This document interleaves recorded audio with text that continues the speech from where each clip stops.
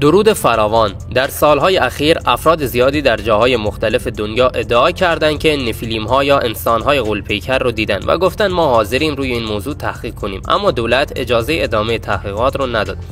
و یکی از افرادی که برخلاف دستور دولت داشت روی این موضوعات تحقیق می‌کرد به طرز مشکوکی کشته شد. امروز ما طبق آیات کتاب‌های مقدس و نشانه‌های کشف شده علمی و باستانشناسی به بررسی این موضوع می‌پردازیم. فقط لطفاً قبل از دیدن ویدیو همین الان کانال رو سابسکرایب کنید و زنگوله رو بزنید و برای حمایت از ما این ویدیو رو لایک کنید. دمتون گرم. ابتدا به سراغ کشف‌های علمی و باستانشناسی میریم و بعدش به سراغ کتاب‌های مقدس میریم. در سال 2017 در چین بقایای یکی از انسان‌های غول‌پیکر توسط باستانشناسان کشف شد. استخوان‌های بزرگ و کشیده که هر قسمت از اونها به بیش از 2 متر می‌رسیدند. همراه این استخوان‌ها ظروف سفالی و سکه‌هایی هم دفن شده بود. مورد دوم استخوان‌های انسان‌های غول‌پیکر که در حین استخراج نفت در صحرای عربستان کشف شدند. در هند هم باستانشناسان بقایای استخوانی به شدت بزرگی رو کشف کردند که طول اونا به 18 فوت میرسید، یعنی یه چیزی حدود 5-6 متر. این اکتشافات اصلا نظریه و تئوری نیستن، هم فیلم‌ها و هم عکساشون داخل اینترنت هست و میتونید ببینید. در ایالات نوادای آمریکا هم استخوان‌های جمجمه بزرگی توسط کارگران معدن پیدا شده. در آفریقای جنوبی هم ردپای بزرگی روی صخره‌ها و زمین پیدا شده. طول این ردپاها به 1.5 متر میرسه. شگفت‌انگیزترین قسمت ماجرا کتابیه به نام کتاب غول‌ها. این کتاب طی اکتشافاتی داخل یک غار پیدا شده و داستانش کلاً در مورد نفیلیم هاست.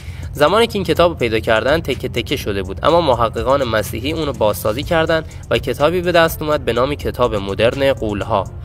خب حالا که اکتشافات علمی رو دیدیم بریم سراغ کتاب‌های مقدس. شاید براتون جالب باشه داخل 3 دین مختلف، یعنی مسیحیت با کتاب انجیل، اسلام با کتاب قرآن، قومی به نام عاد رو معرفی کردن که همون انسان‌های غول‌پیکرن و در دین یهود هم داستان‌های حضرت سلیمان در مورد اونا وجود داره.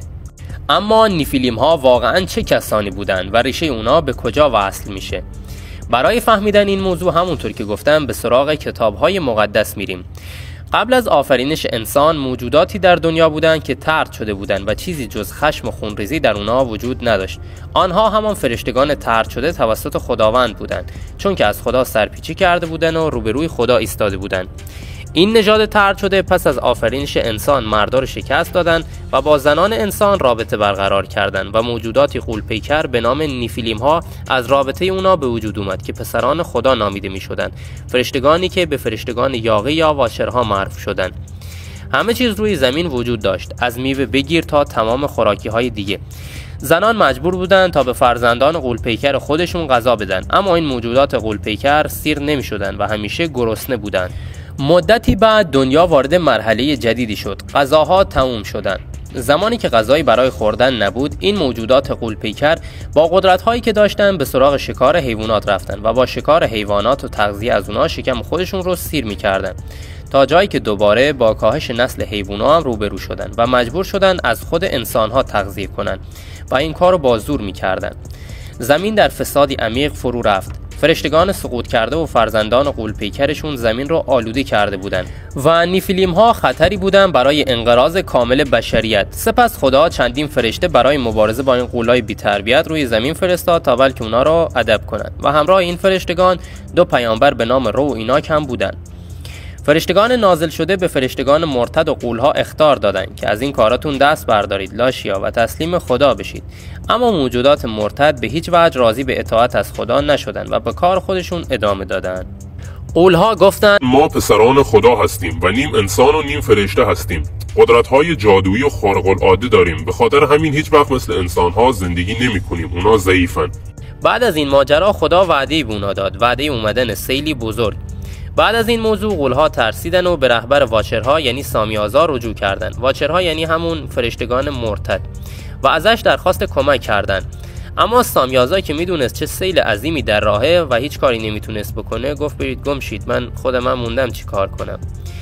غول‌ها درمانده شدن و بعد از اون به سمت ایناک عادل رفتن. ایناکی که از اون پیامبرانی بود که با فرشتگان نازل شده بود برای هدایت اینا که قبلش بهش گوش نداده بودن. به ایناک رسیدن و گفتن ای ایناک، این به معنای نابودی ماست. اگه این سیل واقعیت داره حداقل به ما بگو که چقدر فرصت داریم تا یه خاکی به سرمون بکنیم.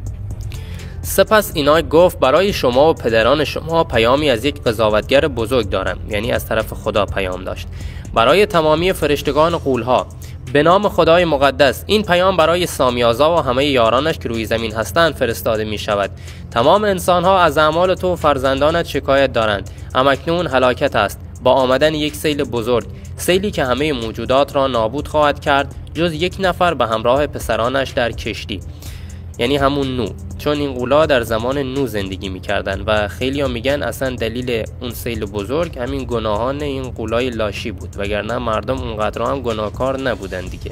خیلی ها اعتقاد دارن که نیفیلیم ها اصلا وجود نداشتن و اونا یه گونه خاص از خود بشر بودن که به میمون ها و انسان های اولیه برمیگردن.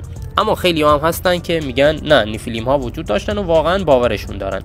ولی یه تئوری وحشتناک دیگه هم این وسط هست که میگه ممکنه انسان ها گونه از نیفیلیم ها باشن و بازمانده اونا باشن و شاید باورتون نشه محققا همین الان هم دارن روی این موضوع و ژنتیک کار میکنن که بدونن آیا انسان گونه از غول ها هستن یا اینکه ژن غول ها همچنان در نسل انسان وجود داره یا نه.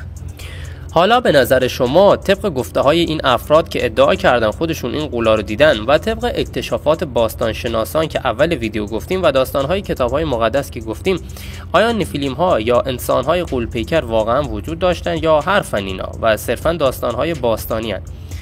من خودم با اینکه این شواهد علمی رو میبینم هنوز باور ندارم و باور دارم اینا فقط یه گونه خاصی از انسانها بودن که حالا به دلایل خاص مثلا جهش‌های ژنتیکی و هورمونی و اینا از این مورد جسته شدن. همین امروز هم میتونیم افرادی تو دنیا ببینیم که تا 2.5-3 متر رشد میکنن و اون زمان چون از کارکرد هورمونا و این چیزا خبر نداشتن و خرافی بودن دیگه شروع میکردن به بتسازی از این آدما و فکر میکردن که اینا واقعا از طرف خدا هستن، پسر خدا هستن، فرستاده هستن و از این چیزا. پذیرش این مسائل که فرشتگان اومدن با آدما روی زمین رابطه برقرار کردن و از رابطه اونا یه فرزندی متولد شد که غول پیکر بود و جادویی بود و اینا، یه ذره پذیرشش برای انسان امروزی سخته و اصلا از لحاظ علمی هم دوتا موجود مختلف نمیتونن با هم رابطه داشته باشن و بچه دار بشن. مثلا اگه انسان با اسب رابطه داشته باشه بچه دار نمیشه دیگه. نمیدونم، این نظر من بود. حالا اگه شما به نظرتون میتونه امکان پذیر باشه این داستانا، این زیر برا منم بنویسید. خب ویدیوی امروزمون هم به پایان رسید. از اینکه تا اینجا با ما همراه بودید ازتون سپاسگزارم. ویدیو رو لایک کنید و از ما حمایت کنید. خدا نگهدارتون، دمتون گرم.